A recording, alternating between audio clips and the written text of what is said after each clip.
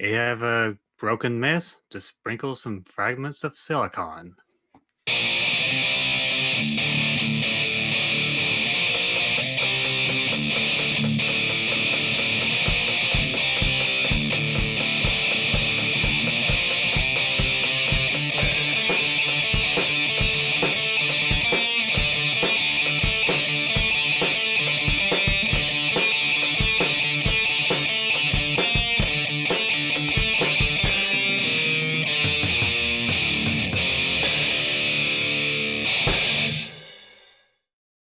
All right, welcome to another installment of Fragments of Silicon. You might have noticed that Twilight did the voiceover at the top. Gallix is currently indisposed, meaning we don't know where he is right now, other than he doesn't appear to have gotten home from his day job yet. Mm-hmm. What that means, beyond us, hopefully he's fine. But now, in the meantime, we do have a show and schedule to maintain, so onward with the news. Eddie, why don't you start us off this week? Okay, so yeah. Not a whole lot's been really going on, but my mother's been driving me crazy. But, what's new. She sees the doctor to get her stitches out tomorrow morning. So hopefully they can tell her she can actually start to do stuff with her arm and see about going to therapy. Oh, that's good, I suppose. Mm-hmm. And as far as gaming goes, I'm pretty much done with Final Fantasy VII Remake, unless I want to see if there's any post-main scenario content. Mm-hmm. So that's nifty. I haven't decided what I want to move on to with next, though. So, yay! And yeah, not a whole lot else. So I guess next. Victim. Well, that'd be Twilight. Yeah. Well, not really much going on around here, as per usual. Allergy seasons seems to be kicking in, and yeah, my allergies started acting up Monday, but thanks to some relief medicine, that's been suppressed for now. Yeah, continuing to get ready for the fall season, both at work and here, and uh, yeah, getting all my fall clothing together as well. Just the usual mundane life stuff. Not really anything going on gaming wise either. I got me a new phone after it's like what 5 6 years with the one I've been using all this time. Oh man. Yeah, it's a very cheap phone. Don't as long as it does what it needs to do, it's good enough for me. So that's it for me. All right, I guess it's my go. Yeah, not much going on here. Let's see. Turns out getting rid of a printer seems to be a bigger problem than I had first anticipated. Mainly because, well, it's like the printer has been in storage for so long, the ink's dried. Oh, So, fun. Oh wow. yeah. And it's also dried inside the printer, hasn't it? Uh, No, it still works. Oh. It's just the printer cartridge is dry. Mm. So, it's kind of useless without that. So, did put in an order for a new ink printer cartridge, black and white, since there was enough credit on a credit card to do that. Hooray! Without actually having to spend actual money, because otherwise that wasn't happening. But it's just that doesn't look like it's going to arrive until October. Fun. So, yeah. And then once that gets in, my brother plans on bringing his entire family over because apparently he needs to do that even when just picking up a fucking printer. Like, it's also I haven't seen him one-on-one since he came back. It's been him and his fucking family. Like, nothing on his family, but it's like Maybe the pandemic's not the best time to bring the horde with you. you've been told this, but Yeah. he's not listening. Let's just say that, and leave it at that. Anyway, so in lieu of the Golics being here, like I'm sure he'll I'm sure he'll explain where he is once he gets here. But merrily, we'll roll along to the interview portion of the broadcast. And joining us this week is Mathieu Boudreau of Cradle Games. Hi. Hi. How you doing, Mathieu? Oh, pretty good. Thanks for having me. Pleasure to be here. Okay, getting some static. I think it's on Can you Matthew's hear me end. okay? Ready? Yeah, it's just I don't know. Is it coming from him, or is maybe somebody else? I think it's coming from him. His thing lights up whenever the static happens. Oh, I'll reduce the sensitivity a little bit, maybe. Live broadcasting. Yep. Is that better? Yes. Oh, good. All right, then. So how we like to get started is we like to get to know the people behind the games, the studio, and whatnot. We like to do this by asking you this question. What got you interested in video games, both on a personal and a professional level? Oh, well, it was a pretty big coincidence. In fact, I never planned to work in video game. For me, it was like working for Santa Claus and becoming a little dwarf. I never thought it would happen, but initially I studied in 3D animation and CG computer graphics. So I thought of making small films and things like that. That was in Quebec back in 2005, and I've started a little company to make 3D films. But the year after that, Ubisoft just arrived into town, and they basically hired everybody that they could get their hands on. So me and my team were a part of that. We just couldn't say no to an opportunity like that. So it started back in 2005. It's been a while. Indeed. And what did you do at Ubisoft? Well, initially I was a 3D artist, so I worked mostly on the environment, and I was a bit technically able as well. So I worked on the physics engine to tweak some proportion and so on. But it took like one project for me to try to get my way into design and convincing that I was able to do great level design, and it's been my passion for since I was a little kid. Uh, and so I was able to find my way up there, and they convinced the team that I was able to do it. That was for Rainbow Six back in 2006, Mm.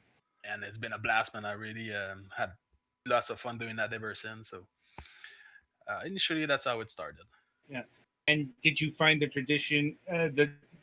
transition from making movies to making game easy, or was it more difficult than you would have anticipated?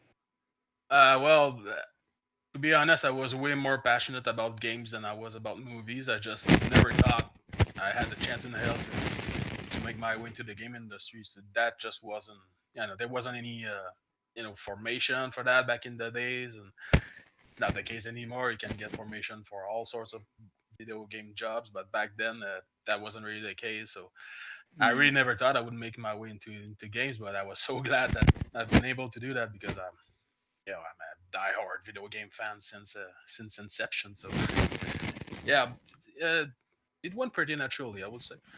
I had it in my vein, as I can say that. Oh, that's Pardon good to my hear. accent, by the way. I It's speak fine. French normally, so It's fine. We get a fair number of Canadians from Quebec. I mean, I think that seems to be the biggest hub for Canadian video games, not just Quebec City or what have you, but Montreal. Like, Yeah, anyway, so yeah, how long did definitely. you stay at Ubisoft for? When did I left? About 6 years, I think. Worked on the Prince of Persia and Rainbow Six and a bunch of Sony Picture movie games. Um, Mhm. and then I left for Activision, I think around 2010. Oh, It was an awesome and what time, did you really. end up? Yes. And what did you end up working at Activision? So by then I had switched to game design. I was working at Ubisoft on research and development. The Wii just came out back in the day, so we made a bunch of prototype for the Wii. Um, but I wanted to get my hands on a real concrete game and stop doing some research and just doing production again. So when I went to Activision, I worked on a couple Spider-Man games. So Mm. I was handling a lot of the combat stuff and the combat system.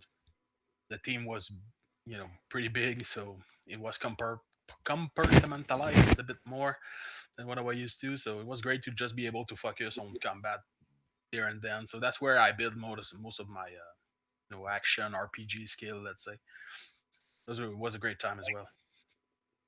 And I mean, that's not a place I would have guessed off of the Spider-Man games from Activision.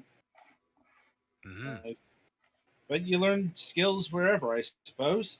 Like, and how long did the Activision gig last? Not that long.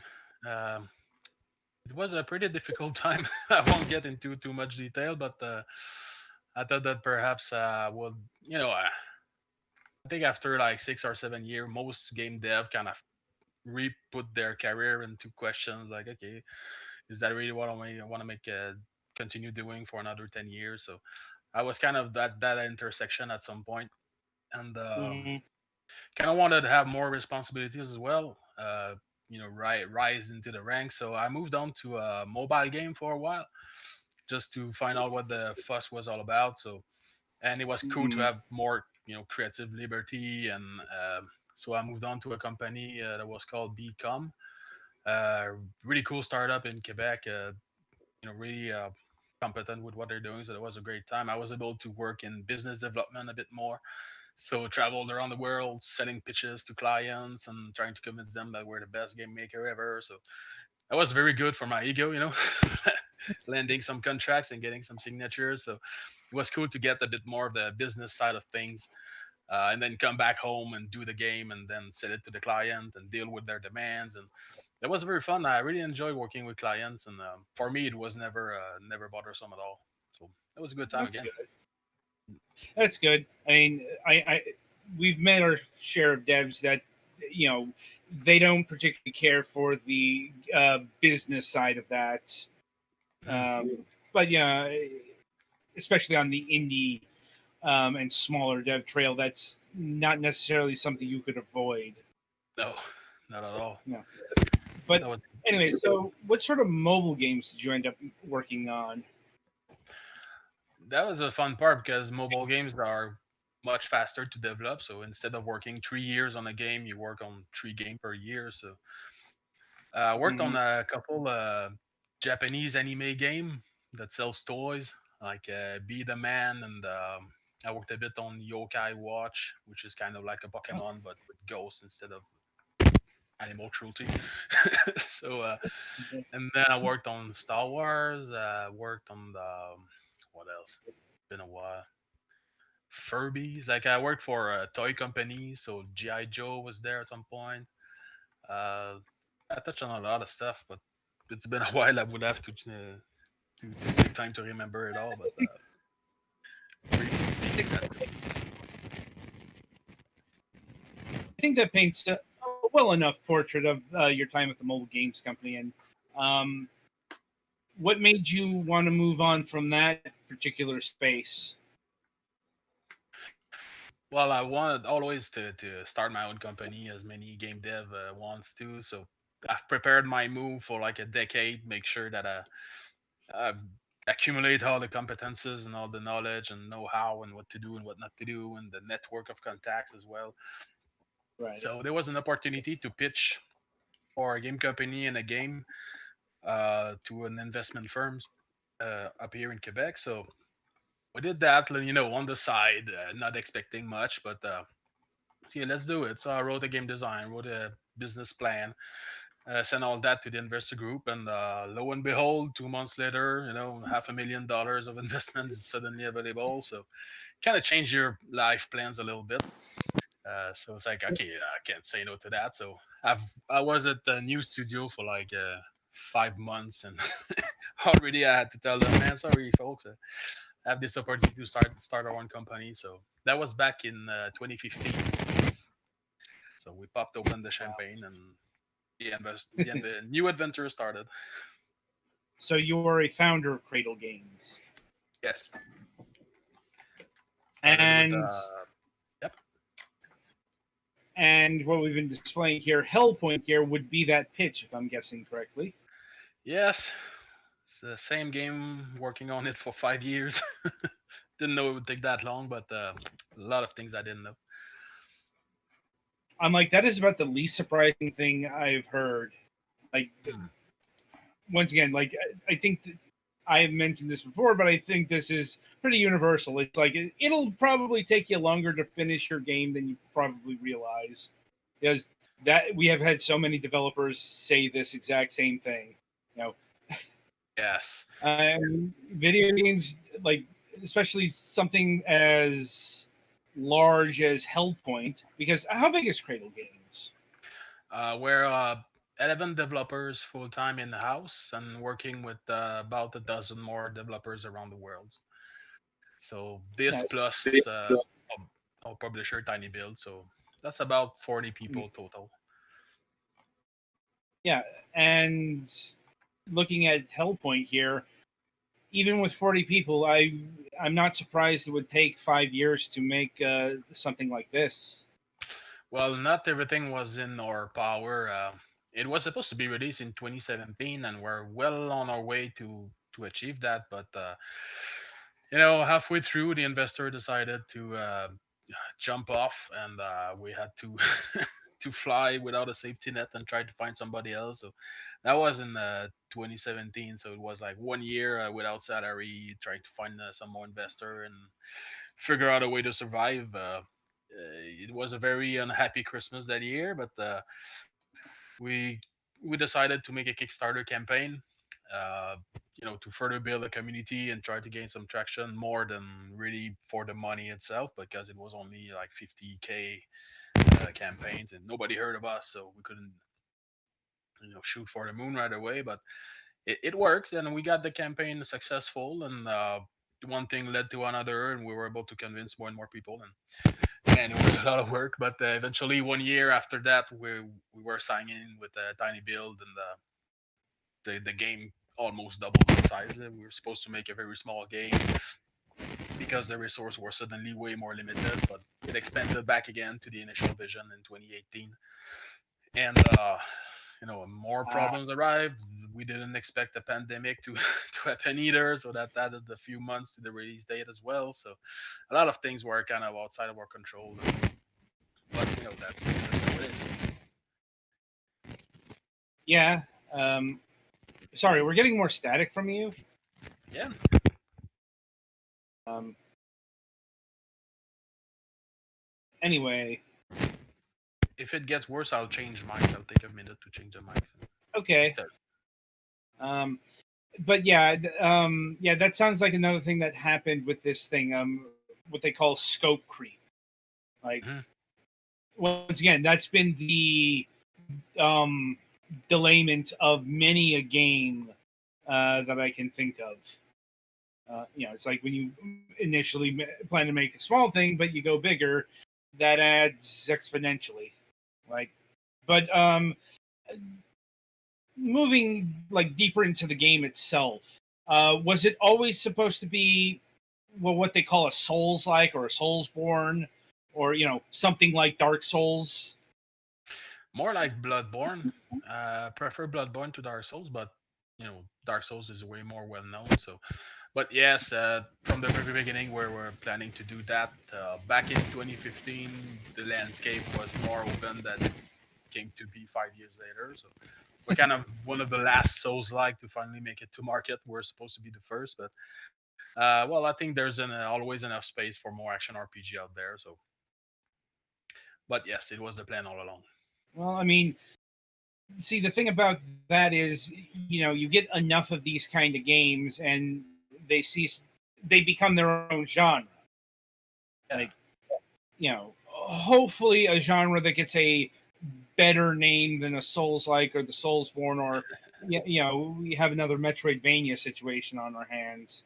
Hmm. Like, um, but yeah, as you mentioned, yeah, here in the year of 2020, there are plenty of Souls-like games of various capacities. What sets yours apart from the pack? I think people really enjoy the way we handle exploration and level design and atmosphere. That's the one thing that keeps coming back all the time. So I think we really nailed the interconnected world design and the way the environment tells a story. Uh, Feedback from the fans, all they all seems to say that we're one of the best for that aspect. I think we made an exception to have the game a little easier, perhaps than the other Souls like. Maybe that's explained by the fact that we're all getting old and the reflex are not what it used to be. But we thought it could be cool to have a more introduction to the genre, and if you really like it, try some harder games. But I think Hellpoint is a great entry point into the genre. Um, so yeah, that those are probably two of the biggest ones. There's a lot of other ones because every time we kind of borrow something from the genre, we made sure to also bring something new to the table. After a few months, we kind of forget that we were even inspired by Dark Souls. We were doing our own thing and coming with our own systems. Like one another one that the players really like is the dynamic event system, which is portrayed by the clock that you see on the top left corner. So that's the position of the space station on the orbit around the black hole, and that's going on in real time. So it's kind of cool to have that kind of dynamic going on, even if you're not there. Makes the world feel real. So depending on the orbit that the station is located, it will trigger a variety of dynamic event like hordes of enemies can assault the station, or mini boss can suddenly spawn and challenge you, and secret passages opens everywhere. So we use those dynamic system to create something fresh, and that I think that's something we're going to expand upon in the future. Hmm. That does sound kind of reminds me of Dead Rising of all things. Hmm. Interesting. Well, it's like Dead Rising had that kind of you know maybe not in the same way, but it definitely had a dynamic event system. You had to be in a Hmm. certain place at a time for a certain thing to happen. It's just Dead Rising had additional time pressures as well. Like, but yeah, it's like Hmm. can't really think of anything in the Souls genre that does that particular thing offhand. Not saying it doesn't exist elsewhere. It's just not something that comes to mind right now. Good. And That of was our course, goal. and speaking, yes, and I suppose the other defining thing about a Souls like is the combat. What approach did you do to the combat in the game? Um, well, we wanted to be quite versatile with the combat, allow the player to make any character build that he wants. Light, heavy, melee damage, range weapon, magic, shields, heavy and light armor, and that sort of thing.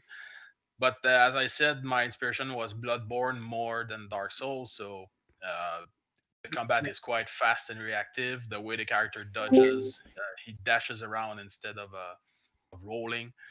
Uh, and there's also our own type of life regen system. Like if you get hit and you want to heal yourself, you gotta hit enemies back to build up your healing power. So we kind of encourage the player to get into melee and get into the action. We also have a jump button, so that's something I think we're pretty much the only game to do that. So you can jump around. It helps with platforming, but also you can do some jumping attacks. So that brings a new axis dimension to the combat. We think it's pretty interesting. So other than that, you got all your set of typical stats and health, energy, stamina, and strength, and all that sort of stuff. So you really can do your own type of character build, and that was important for us because it kind of dictates also the way we build level design. Because after a while, you get to know the game, and you know that if you want to make this or that character, you need to get to this or that area first and second. So it changes the way you explore the station. So that's something that I want to make sure that we nailed it right in Hellpoint. Mm.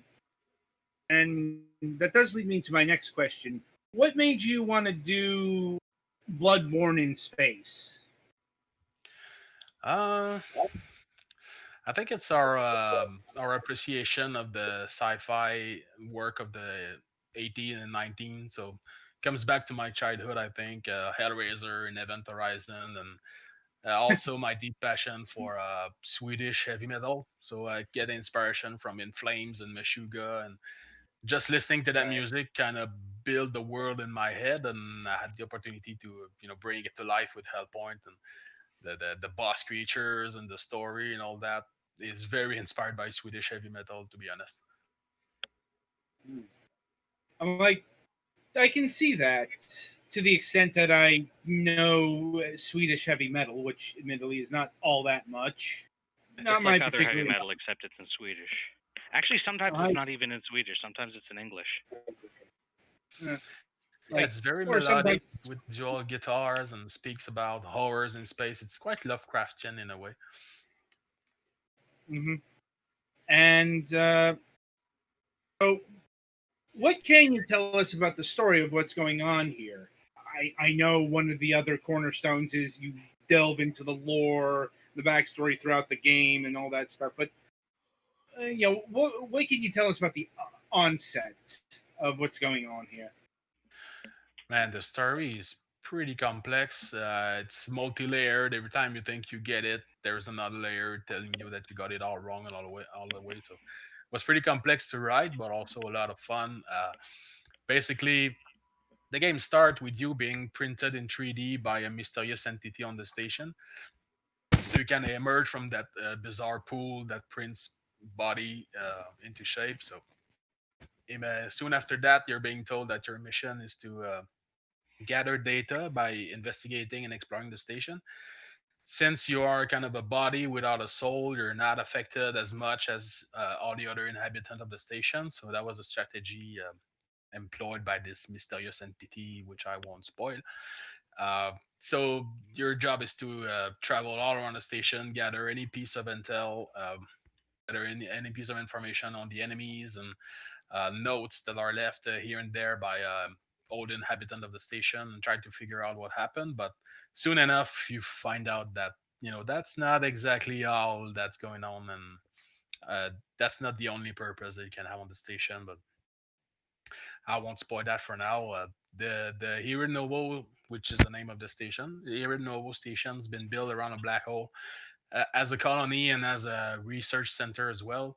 So there's huge city on the stations, and they're huge laboratory analyzing the black hole, and uh, in an objective to kind of find a free energy source with that. But quickly enough, you find that there's something way more sinister that has been going on that station. Since because you're so close to a black hole, basically you have to say goodbye to all the people you know once you left for that station, because time flies by way faster on board the station as it does on the outside. So nobody knows what the hell happened on the station, since they are pretty much disconnected from the outside world. So that's another important aspect of the story that might be expanded upon on sequels. Who knows? Like, indeed. We all hope so. Um, I mean, I suppose that I don't know if that's up to you or if that's up to Tiny Bill. That's up to the players. If we get enough sales, then it's very justified to keep going on with that brand. We're talking about future plan at the moment, but of course I can't say anything for the moment. There's gonna be some news later, I'm sure. Of course. Well, do you know how well the Hellpoint has been doing in the market so far? Oh, it's satisfactory. We're a non-known studio, so we kind of have to get our name out there and get known in the flood of games that got released. Mortal Shell decided to release almost at the same time as us, so that didn't help either. But uh, I saw the stats, and we were in the like the 10% most performing game on Steam. Taking into Mm. account that there's like 1,000 game being released every month. So no, we were very happy with the number as well, and even more with the number of wish lists that we have. I mean, we got a couple hundred Ks of wish lists, so we need to try to find a way to unlock that floodgate, perhaps with an upcoming sale. We'll see a lot of new sales as well on our side, but that's our focus right now, trying to expand on the world and get new players, and also to make people aware that the game is out, because still a lot of people are surprised that never heard about the game. So we got to make a lot of effort with marketing on that regard. But for a Right. game that was very close to never release, it's pretty cool to see it out there finally. We really thought it wouldn't see light of day, so it's really awesome for us to see our work finally in the hands of gamers. And yeah, it was a lot of joy and a lot of drinking and a lot of partying when that was done. So No doubt. Like, um, sorry, we're getting more static. Like, I think it's anyway, when I'm moving, I try to remain still. I see. Uh, but it is good that the game got released. Like they say, every game release is a minor miracle. Like, Indeed. and learning what we have about game development, that is no joke. Like, um, no aspect of the game we haven't really talked about yet is the music and sound design. Um, did you use the same set of influences there as the other parts of the game, or did you draw from other wells? I think I'm even more demanding with the audio than I am with the visual. I'm a musician at heart, so I was very hard on the audio guy, the audio team, tried to find the right sound, the right atmosphere, and the right music into the game. I think that in the end they did a pretty goddamn amazing job. The way the atmospheric are played and kind of creeps you in, I think is very well done. And for the music, we came up with some kind of electronic orchestra with mix of symphony and tribal drums, and it's a very complex combination with mathematic metal as well, because there's a lot of non-conform time signatures that we've played. So yeah, the music composer had a big headache for a while, but he really did an amazing job, I think. The soundtrack is available also buy separately. So Right, right.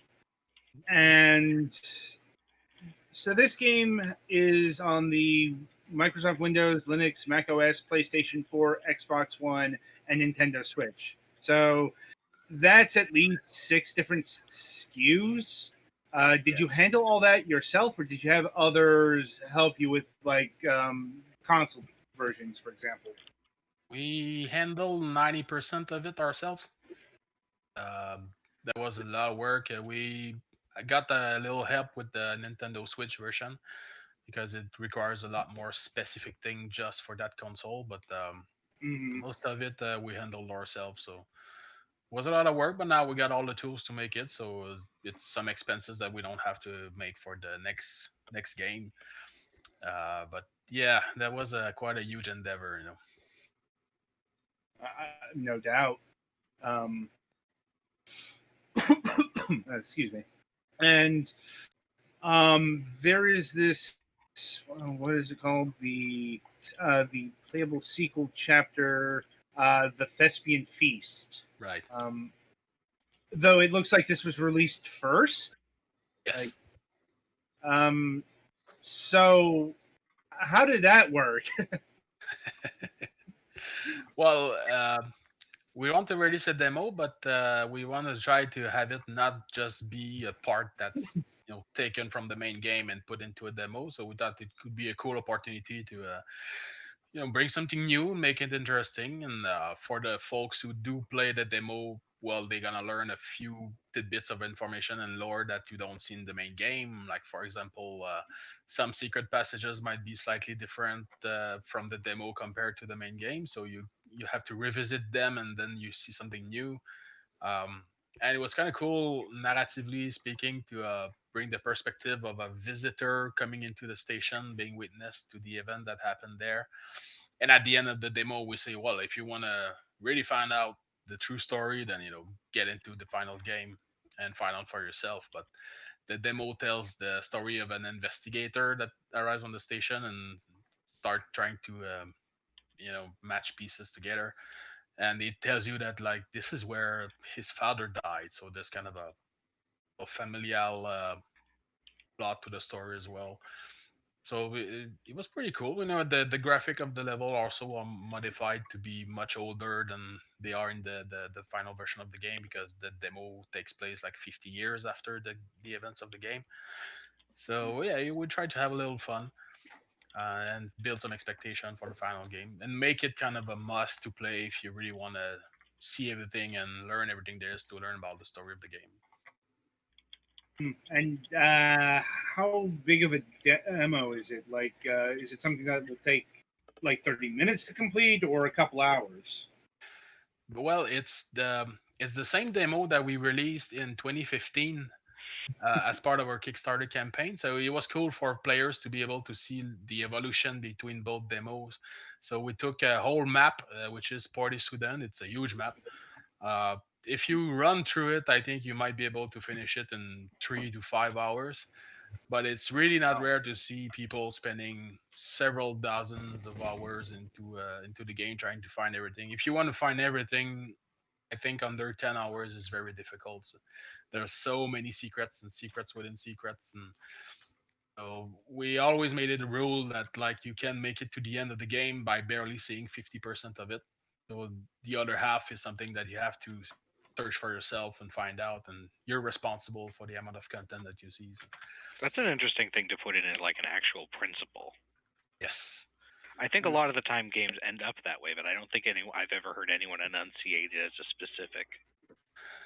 Yeah, because I don't like it when the game is designed in a way that feels like the show Truman. Everything is set up specifically for you, and you have to make that step for that special event to trigger. So that's not something that really excites me. So by making it that way, I think it kind of get obsessive in the player's mind that he knows he's been missing out on a lot of stuff, and there's a secret around the corner. So it kind of get that OCD symptoms going on and makes the player obsessed about finding everything. So and I think it's super addictive.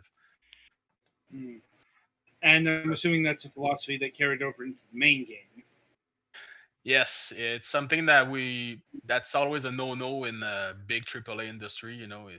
Everything costs so much money that you want the player to see everything.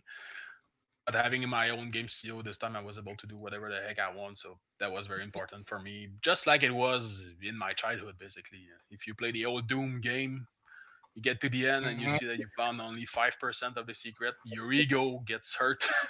you know, I can't believe I missed so much. So you want to go back and find everything, and you replay value just like back in the days. Yeah. Like, or you're using a walkthrough or something. Like, I won't lie, I use those for some of those games. Like, especially you, Wolfenstein 3D, with your very similar looking everything. Mhm. Like, uh, but yeah, that is one of the advantages of having your own studio. You can make what you want. Yep. You take the risk. If it works, good. If it doesn't, well, it's all on you. but I'm glad to say that it's working pretty well so far.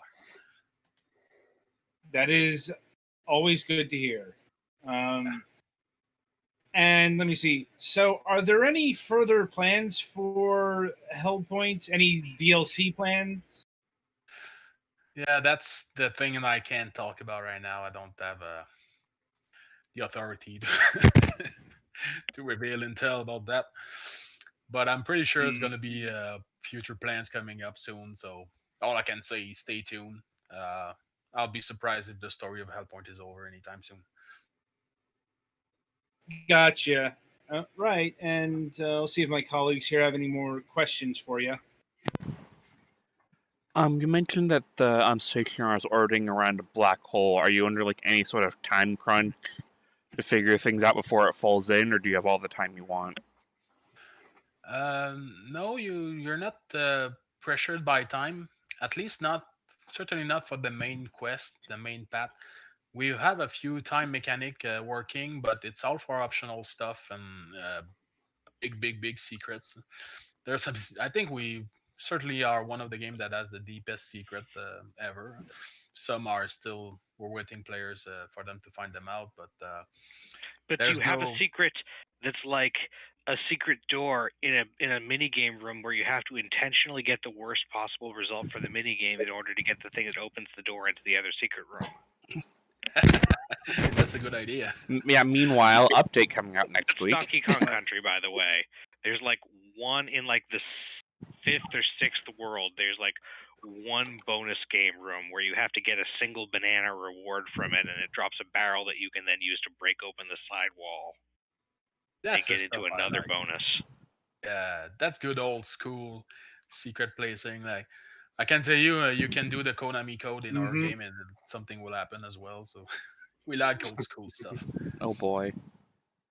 Hmm. Mm-hmm. Anything else? I think I'm good.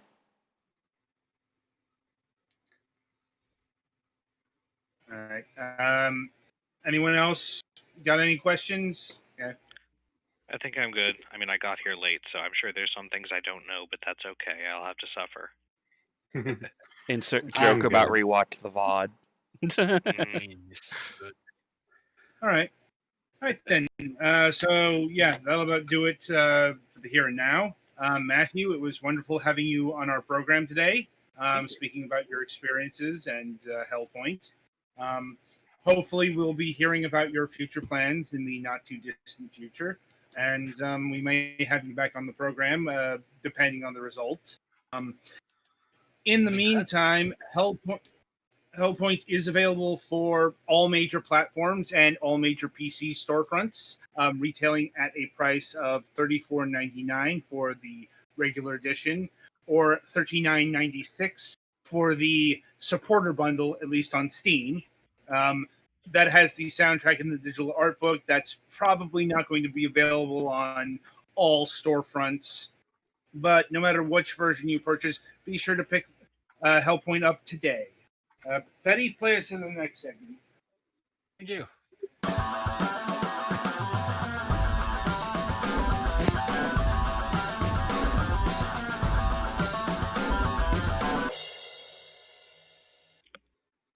All right, welcome to the topic of discussion.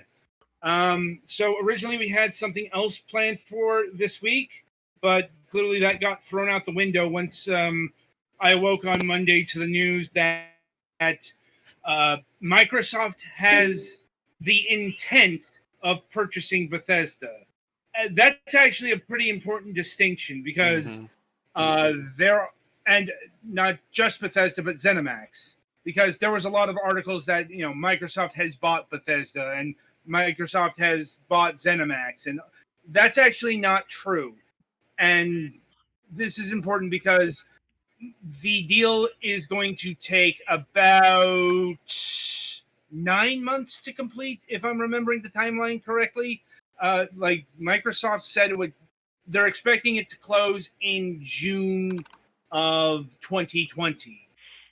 Is there any chance of it not going through?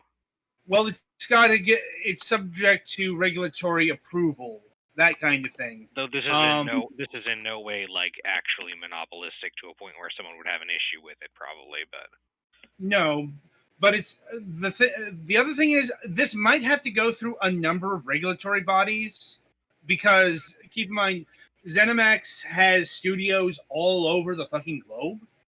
It's not just you necessarily have to deal with the United States, but you have to deal with Sweden, where Machine Games is located, or Japan, where Tango Gameworks is located, or France, where one of Arcane Studios is located. That's how it's like every country where a Bethesda studio or a ZeniMax studio exists might be subject to a regulatory body. Like, though that being said, nobody's anticipating any real problem about this because, okay, people do not know what the word monopoly means. Even more so in a case like this. You could say that this is anti-competitive and it's consolidation and all that stuff, fine. Yeah, but it is a little bit, but it's not to the extent where they will suddenly own a non-competitive amount of the entire market, which is the specific bar for something being an actual monopoly. Right. Like, they would have to buy a lot more to even approach that. If Microsoft bought Sony, you could significantly argue that they were a monopoly now. Yeah, that's a good example. But it's like, and I get it because this is one of the biggest purchases in video game history. It's not the biggest. You'll probably never guess the biggest, so I'll say it right here now. The biggest purchase in video game history was Tencent buying Clash of Clan makers Supercell. That was for like $7 I wouldn't have billion. guessed it, and yet I'm not surprised. No. If you know how big Clash of Clans is, it doesn't surprise you at all. It shouldn't. Mm-hmm. Especially given the players involved. But the ZeniMax deal isn't too far off from that number, and arguably tops it, not necessarily monetary value, but in terms of importance and impact, because Microsoft is now or will soon be the owner of a lot of top tier franchises. Fucking Doom, Wolfenstein, Quake, Prey, Fallout, Elder Scrolls. The list goes on. And that's just the franchises. They are acquiring a number of studios. The final tally with the ZeniMax deal, it looks like it will be 23 studios, which will make them by far the largest of the first parties, because this is a very unconventional purchase. Like, first parties purchasing independent developers, that's nothing new.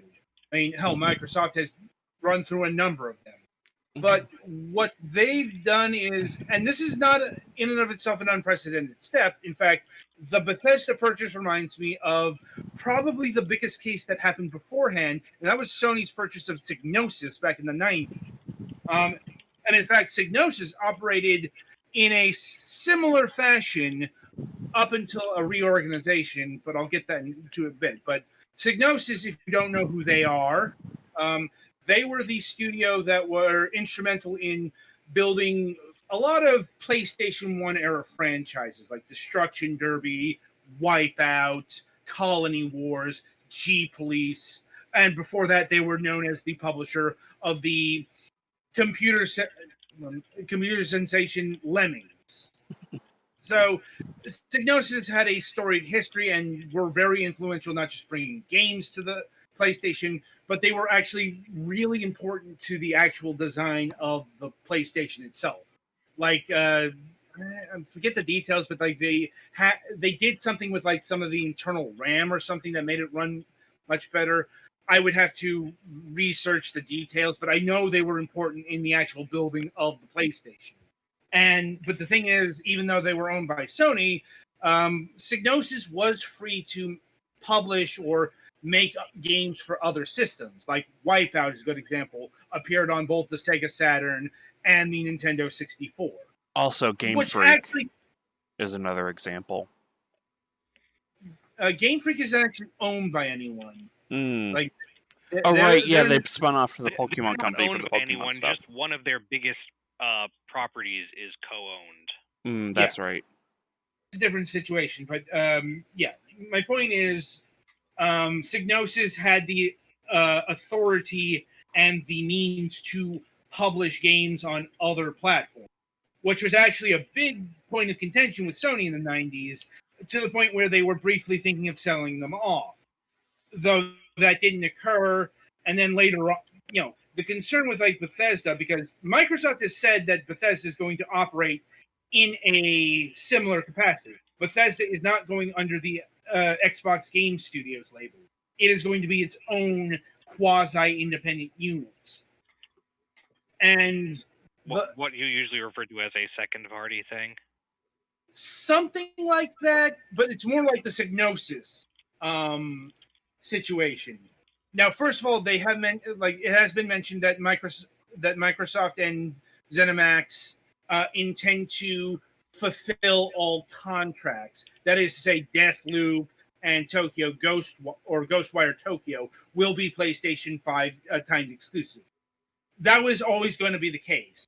Because, okay, first of all, going back to the time window, Deathloop was actually supposed to be released in the second quarter of 2021, which would put it ahead of the timeline.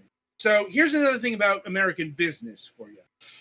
Companies have to act like nothing is happening. It is literally business as usual while the details of a merger, while the transaction of a merger is occurring. So even if Microsoft were keen to stop this, they would be unable to, because they literally do not have that authority yet. But even after, here's how. That You is dropped out, Adam. Oh, okay. So here's a bit of. All right. Can you hear me? Yes, here's a bit of is what you were on, I think. Yeah. Here's a bit of contract law 101.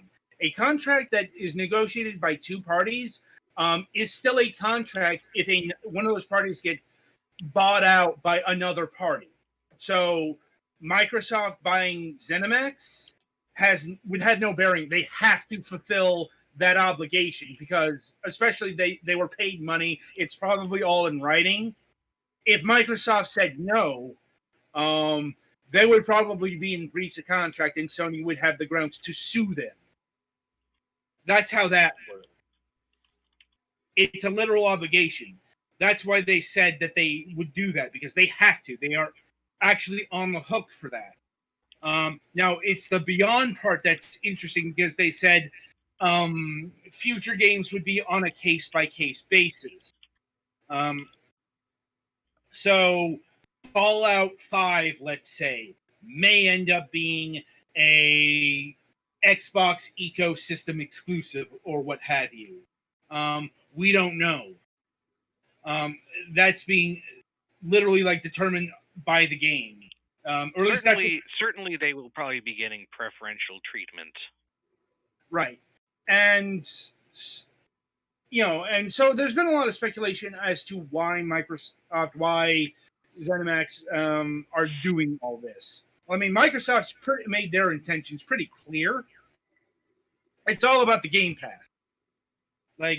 They're grabbing ZeniMax because they need, if they're actually going to be the Netflix of gaming, they actually need a lot of content at a steady stream.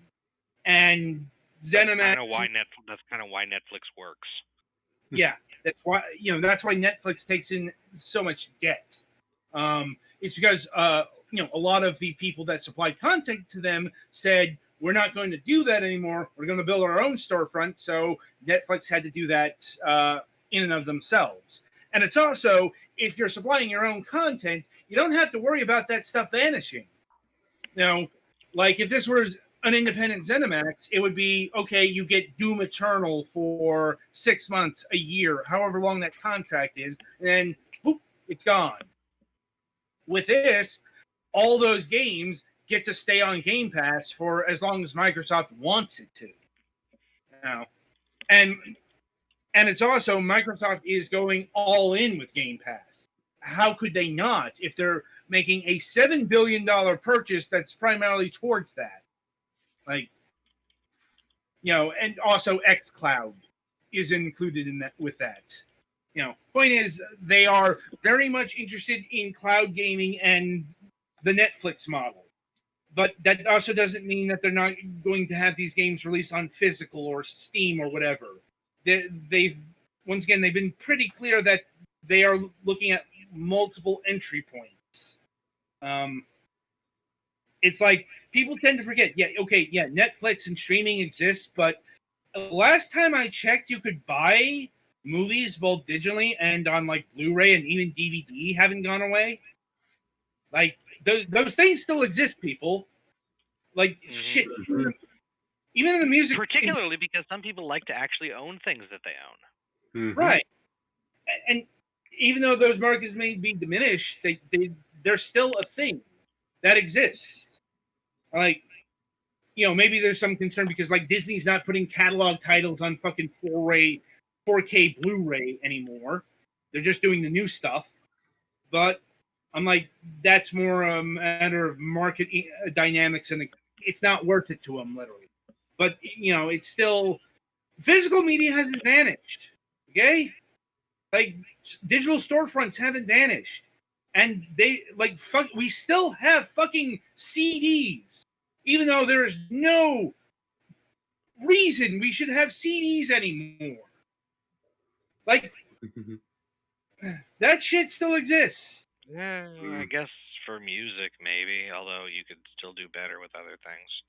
Well, it's like in terms of music, the population that wants to buy stuff on physical isn't really interested in CDs anymore. It's vinyl. Like, believe it or not, vinyl has actually outsold CDs for the first time in decades, like since 1984, something like that. Which is interesting because that has implications for what people care about for fidelity. I guess if they want really fidelity, they want like digital. Well, there's also a thing called the loudness war, but that's a whole subject. That's a whole subject that we don't have time to go into. Yeah. But anyway, and this is unequivocally a really great get for Microsoft. Really fits into their plans. Really fucks Sony up. Because Sony had at least 2 deals. They might have more.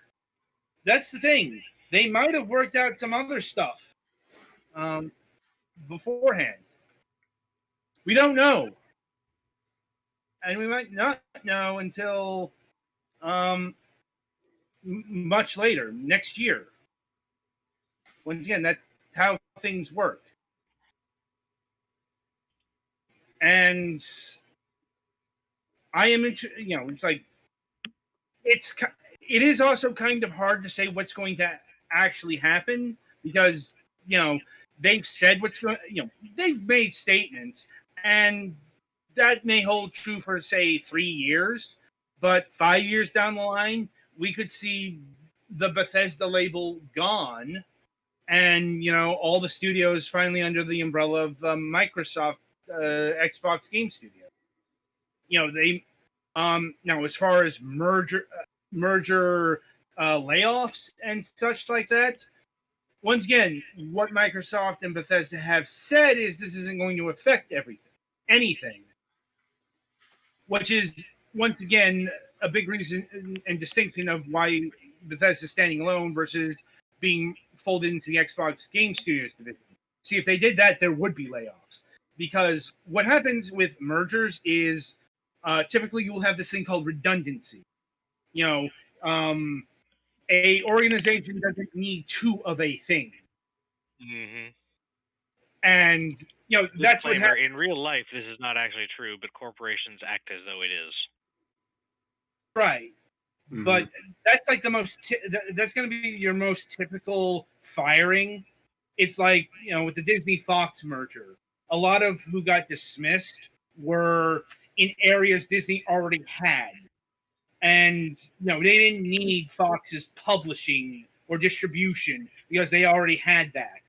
And they would put that under there, and the people who work there are now without jobs.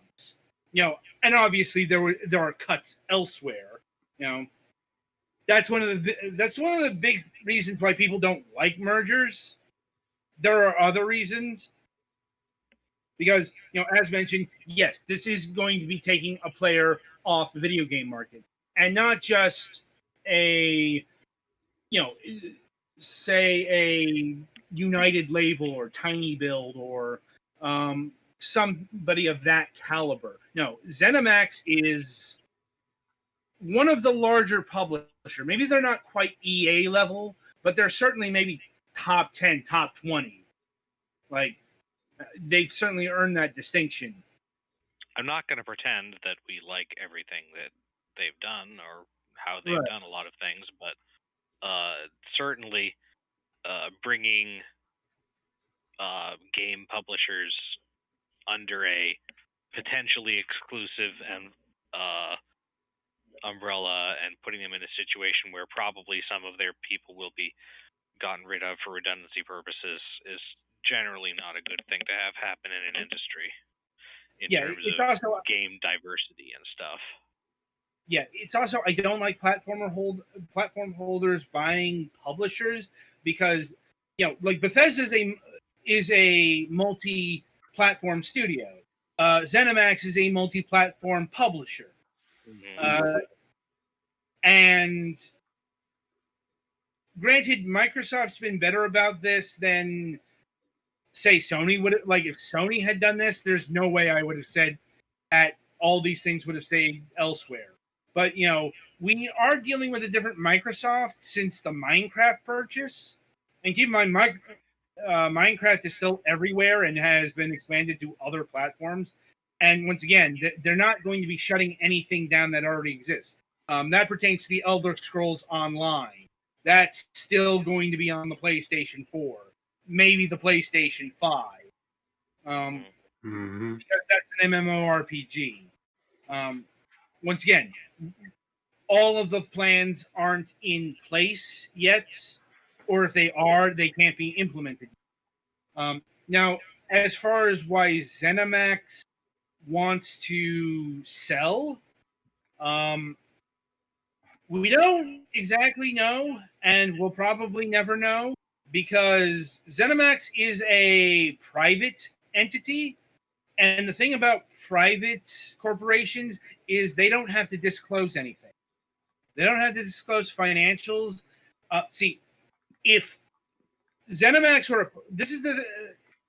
Microsoft actually has to present its case to acquiring Bethesda to its shareholders. Because if the shareholders don't think that if this is a good purchase, well, that may affect, that may in fact institute a shareholder lawsuit. Mm-hmm. That means, the last thing Microsoft wants is to find themselves bereft of their fiduciary duty. I believe is the parlance that they use.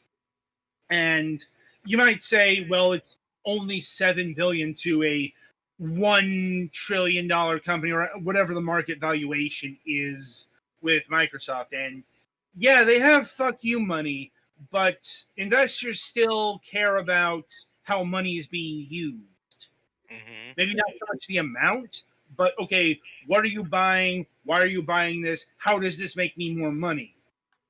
Like, that's how that works. Anyway, so in terms of speculating why ZeniMax wants to sell out, now the reason why they sold out to Microsoft seems to be because they have a very good relationship going back all the way to Morrowind on the Xbox. It's apparently this was one of those long-standing relationships that blossomed into full acquisition. Now, the reason why ZeniMax's shareholders are probably wanting to tap out is because, okay, first of all, they've had a lot of bombs in their recent history. Stuff like Wolfenstein 2, Evil Within 2. Let's see. I've heard Prey 2017. All of it apparently been sales disappointment. That may even extend to as recently as Doom Eternal. And because single player experiences can be a hard sell. in today's marketplace. Not so much, not multiplayer than fucking gas. Games as a service or live services, we're calling them now.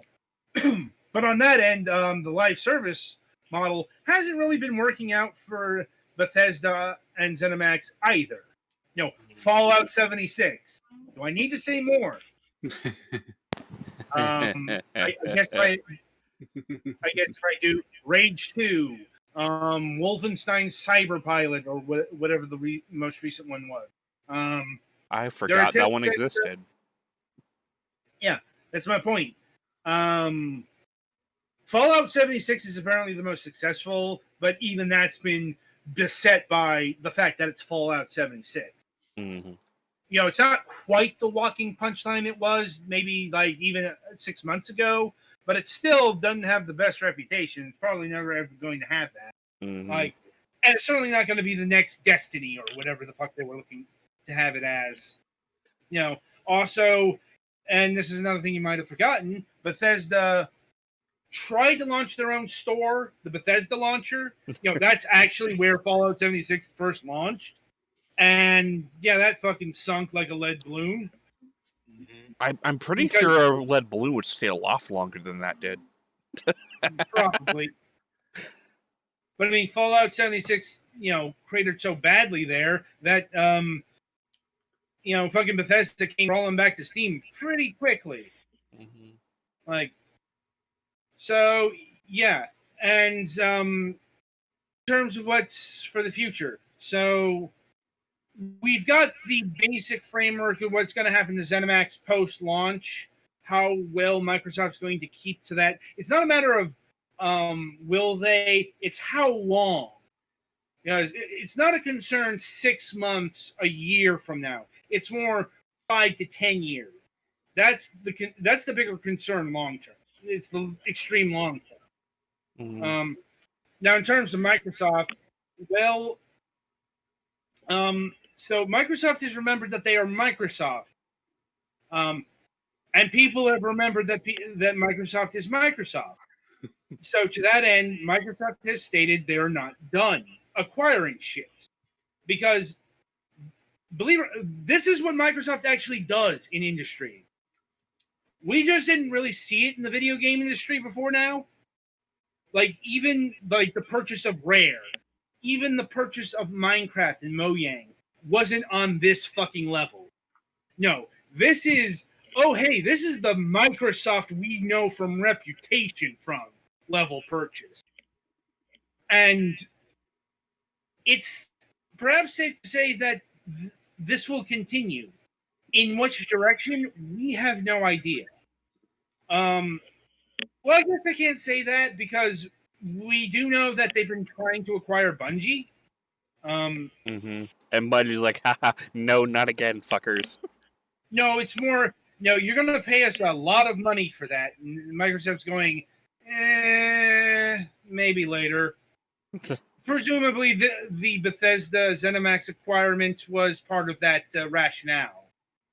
Once again, they are spending $6.7 billion to acquire somebody that is like one of the biggest purchases ever in this space. And what if this means that they're going to try and go after EA? Well, once again, going after one of the top tier publishers, you're probably looking at 40 million easy. Maybe even more. It's also not sure about the time frame, because once again, I think that might depend on the scale of purchase. If they say buy Ori developer Moon Studios, that's probably something that they could hash out in the interim. If they try and buy out, say, 505 Games, maybe that's something that they'll wait until after. And the other question comes to, of all people, or all companies, Sony. Now, why Sony? Because now the pressure's on. Okay, Microsoft's just made a big fucking move. And now the pressure's on Sony to respond in kind. the problem is Sony doesn't have the capital or doesn't have the access to the capital that Microsoft does. That stuff is based off of your market valuation. I think Sony is maybe in the hundreds of billions. They're certainly not a $1 trillion company. I do know that. And I also know the other half of Sony isn't doing too hot at the moment. Yeah, they're doing better than they were previously. They're certainly not in danger of shutting down, which they were about 10 years ago. Oh, God, yes. I think that gets forgotten how close Sony was to dying. Yeah, there was legitimate talks of Microsoft buying them out, or at least the PlayStation branch. Yeah. But the point is, said, Microsoft not being a Japanese country, I imagine it would be a tough sell for Sony to. Well, it's like the pressure's presumably on for Sony to say buy Capcom. We might actually get a Mega Man game worth a damn. Yeah, like buy Koei Tecmo. Insert Japanese developer here, or maybe Southeast Asian, or maybe they buy a European studio, or maybe they buy an American publisher. It's like we don't know how far this escalation's going. That's the other big concern. It's like the assumption that it's going to stop here. It's not. Microsoft's already said it's not. Meanwhile, Nintendo's sitting off to the side sipping tea. Well, this is not the furthest thing from Nintendo's wheelhouse, because they've made a few purchases. Primarily, the biggest among those is Monolith Soft. Yeah, but they're not aggressive about it, and they usually seem to care more about what specific kinds of properties they're doing than just right. Nintendo may finally acquire HAL Labs. That's the extent of the acquisitions we're looking at here. Maybe they'll make a purchase out of nowhere. Once again, Monolith Soft. But that's rare. That is very rare. They don't do it unless it really makes sense for them to do it. Nintendo prefers building their own teams or working with external teams. Plus, Nintendo is a magnitude of order smaller than even Sony. Once again, that just comes from Microsoft's Xbox Game Studios is just a arm of a $1 trillion company, and PlayStation is just an arm of a $1 billion company. Nintendo, they are exclusively in video games, and that has its limits. Well, and I guess it's the occasional Love Hotel. Well, it's also their expansion plans are leveraging their IP. That's how that growth model is working. It's not getting into businesses that they don't know or have no business getting into. Nintendo seems very content to be a video game maker. And that's where things lie at this point in time. All right, so that'll about do it for this installment of Fragments of Silicon. Programming note, I suppose. So we might be launching a formal political podcast show thingy next week that'll replace the post show, at least for the short term. Still some details to be worked out, some tech to be tested. Commitments from Mac to hopefully be redeemed.